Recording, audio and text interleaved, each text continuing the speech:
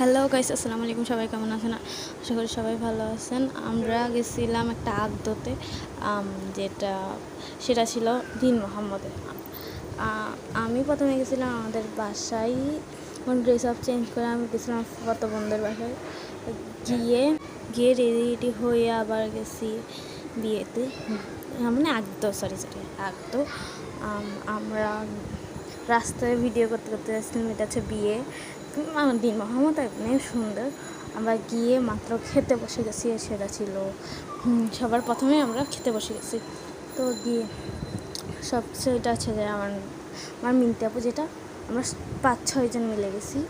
আমার ইবা আপু, আর মিনতি আপু যেটা মালয়েশিয়া থেকে আসছেও, আর আমি, রাদিয়া আর মুশফি, মানে আমার কত ভাই, সবাই মিলে।